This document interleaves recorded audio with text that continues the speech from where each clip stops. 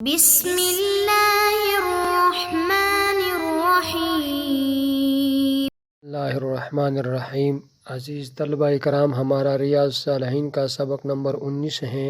گزشتہ سبق باب التوبہ کے حوالے سے تھا، جس میں توبہ کی اہمیت، فضیلت اور شرائط پڑھی گئی تھی۔ اب ہم کتاب ریاض الصالحین کے تیسرا باب الصبر کے بارے میں پڑھیں گے۔ سب سے پہلے ہم عبارت پڑھتے ہیں، اس کے بعد ترجمہ اور تشریح کریں گے۔ باب الصبر، قال اللہ تعالی یا ایہا الذین آمنوا اصبروا وصابروا، وقال تعالی وَلَنَبْلُوَنَّكُمْ بِشَيْءٍ مِّنَ الْخَوْفِ وَالْجُوعِ وَنَقْصٍ مِّنَ الْأَمْوَالِ وَالْأَنفُسِ وَالثَّمَرَاتِ وَبَشِّرِ الصَّابِرِينَ، وقال تعالی إِنَّمَا يُوَفَّى الصَّابِرُونَ أَجْرَهُمْ بِغَيْرِ حِسَابٍ، وقال تعالی وَلَمَنْ صَبَرَ وَغَفَرَ إِنَّ ذَلِكَ لَمِنْ عَزْمِ الْأُمُورِ، وقال تعالی استعینوا بالصبر والصلاة إن اللہ مع الصابرین، وقال تعالی وَلَنَبْلُوَنَّكُمْ حَتَّى نَعْلَمَ الْمُجَاهِدِينَ مِنْكُمْ وَالصَّابِرِينَ۔ وعن أبي مالك الحارث بن عاصم الأشعري رضي الله تعالى عنه قال قال رسول الله صلى الله عليه وسلم الطهور شطر الإيمان والحمد لله تملأ الميزان وسبحان الله والحمد لله تملأان أو تملأ ما بين السماوات والأرض، والصلاة نور والصدقة برهان والصبر ضياء والقرآن حجة لك أو عليك، كل الناس يغدو فبائع نفسه فمعتقها أو موبقها، رواه مسلم۔ عزیز طلبہ، آپ کے سامنے قرآن مجید کی چند آیتیں پڑھی گئی اور اس طرح ایک حدیث مبارکہ آپ کے سامنے پڑھی گئی۔ پہلی آیت کا ترجمہ یہ ہے، اے ایمان والو صبر کرو اور دشمن کے مقابلے میں ڈٹے رہو۔ دوسری آیت مبارکہ کا ترجمہ، ضرور بضرور ہم تم کو آزمائیں گے، کچھ خوف اور بھوک اور مالوں اور جانوں اور پھلوں کی کمی کے ساتھ، اور صبر کرنے والوں کو خوشخبری دے رہے ہیں۔ تیسری آیت مبارکہ کا ترجمہ، بلا شبہ صبر کرنے والوں کو ان کا اجر بلا حساب دیا جائے گا۔ چوتھے آیت مبارکہ کا ترجمہ، وَلَمَنْ صَبَرَ وَغَفَرَ إِنَّ ذَلِكَ لَمِنْ عَزْمِ الْأُمُورِ، البتہ جس نے صبر کیا اور بخش دیا، بے شک یہ ہمت کے کاموں میں سے ہے۔ پانچویں آیت مبارکہ کا ترجمہ، تم صبر اور نماز سے مدد حاصل کرو، بے شک اللہ تعالیٰ صبر کرنے والوں کے ساتھ ہیں، یعنی اللہ تعالیٰ کی مدد اور نصرت صبر والوں کے ساتھ شامل ہے۔ آیت نمبر 6 کا ترجمہ، اور ضرور بضرور ہم تم کو آزمائیں گے، حتیٰ کہ ہم ظاہر کر دیں گے تم میں سے مجاہدین کو اور صبر کرنے والوں کو۔ حدیث مبارکہ کا ترجمہ، حضرت ابو مالک حارث بن عاصم اشعری رضی اللہ تعالی عنہ روایت کرتے ہیں کہ نبی اکرم صلی اللہ علیہ وسلم نے فرمایا، پاکیزگی اور طہارت ایمان کا حصہ ہے، اور الحمدللہ میزان عمل کو بھر دیتا ہے، اور سبحان اللہ اور الحمدللہ میزان کو بھر دیتے ہیں۔ یا او تملأ ما بین السماوات والارض کے الفاظ ہیں، یعنی آسمان اور زمین کے مابین خلا کو بھر دیتے ہیں۔ نماز نور ہے اور صدقہ دلیل ہے اور صبر روشنی ہے۔ والقرآن حجۃ لک او علیک، قرآن تمہارے حق میں حجت ہے یا تمہارے خلاف۔ ہر شخص صبح سویرے اپنے نفس کو بیچنے والا ہے اور پھر اس کو آزاد کرنے والا یا ہلاک کرنے والا ہے۔ اب ہم تشریح کرتے ہیں۔ مصنف رحمہ اللہ نے صبر کی اہمیت اور فضیلت پر قرآن مجید کی چند آیتوں کو بطور دلیل پیش فرمایا۔ اللہ تبارک و تعالی نے صبر کرنے والوں کے لیے اتنی صفات جمع فرمایا ہے جو دوسرے کے لیے جمع نہیں فرمایا۔ اب ہم اس بات کو جاننے کی کوشش کریں کہ صبر کا معنی کیا ہے۔ صبر ہوائے نفس کے مقابلے میں اللہ کے حکم پر ثابت قدم رہنا، یہ صبر ہے۔ صبر کے درجات، صبر کے 3 درجے ہیں۔ نمبر 1 اعلیٰ درجہ، جس کا مطلب ہے نفس کے خواہشات کا بالکل دب جانا یعنی ختم ہونا، یہ سب سے اعلیٰ درجہ ہے۔ نمبر 2 ادنا درجہ، خواہشات نفس کے غالب آنا۔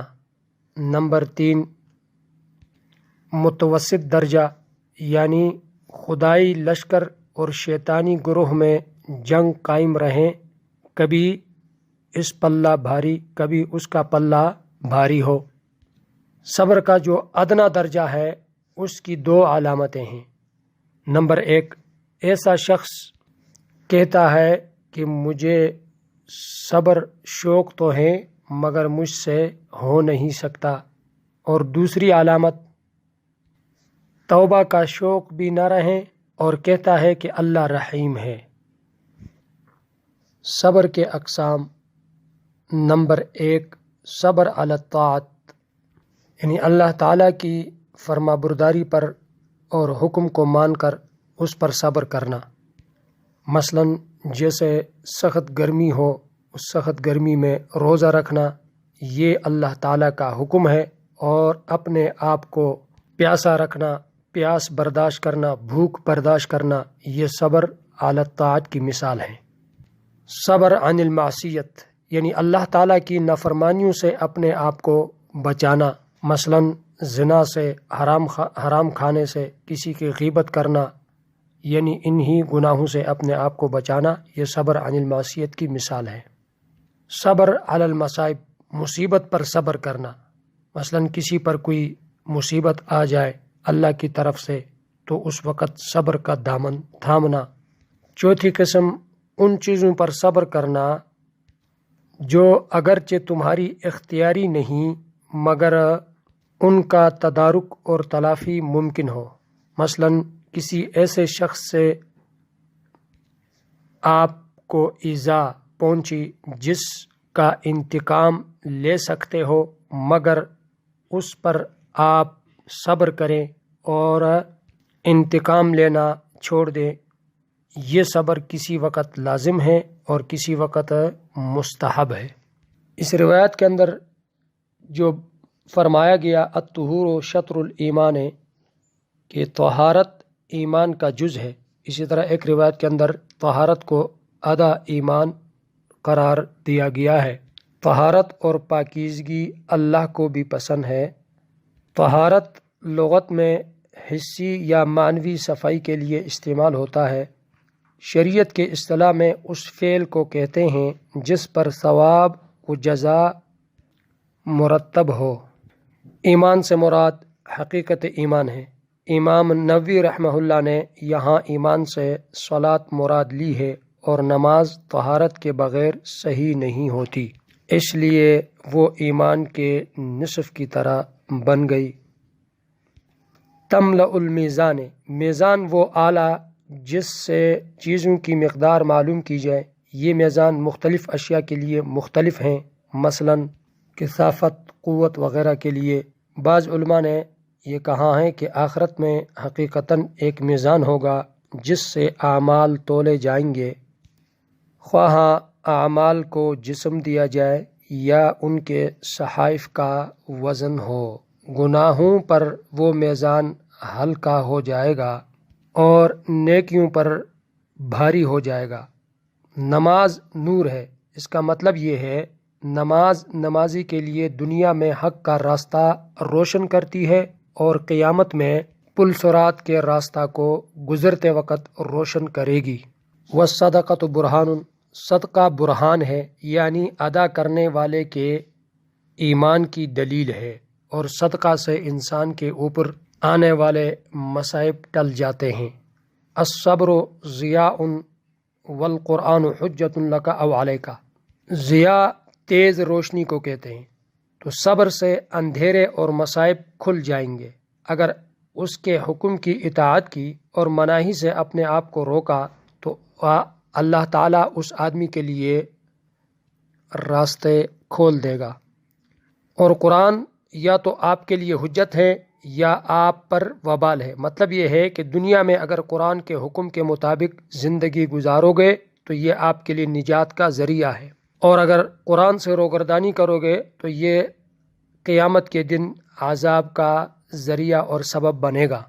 جیسے کہ ایک روایت کے اندر ہے کہ 2 چیزیں آدمی کے لیے سفارش کرے گی قیامت کے دن، ایک روزہ اور ایک قرآن۔ اس لیے ہم پر لازم ہے کہ ہم قرآن کی تعلیمات کے مطابق زندگی گزارنے والے بن جائیں اور قرآن کے تعلیمات کے مطابق لین دین اور معاملات حل کریں، اور یہ لازم ہے۔ اس روایت سے یہ مسئلہ ثابت ہوا کہ نفلی نماز کی کثرت پر آمادہ ہونا یا کسی کو آمادہ کرنا مومن کے لیے زندگی میں سلامتی کے راستہ کو روشن کرتی ہے، اور اس لیے نفلی نماز کو کثرت سے پڑھنے کا حکم دیا۔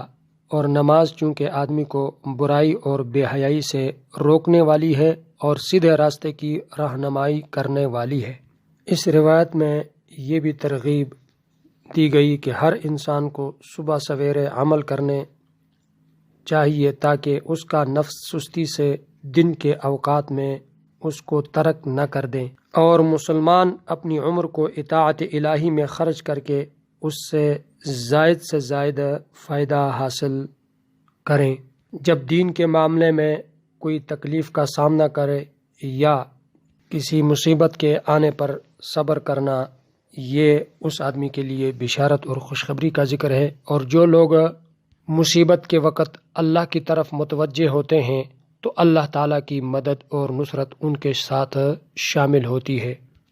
ہمارا سبق مکمل ہوا، جس کا خلاصہ یہ ہے، ہم نے صبر کے درجات اور صبر کے اقسام کو پہچان لیا، اور صبر کی تعریف بھی پڑھی۔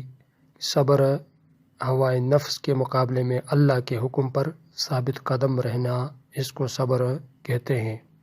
ہمارا اگلا سبق حدیث نمبر 26 کے بارے میں پڑھیں گے انشاءاللہ تعالی۔ السلام علیکم ورحمۃ اللہ وبرکاتہ۔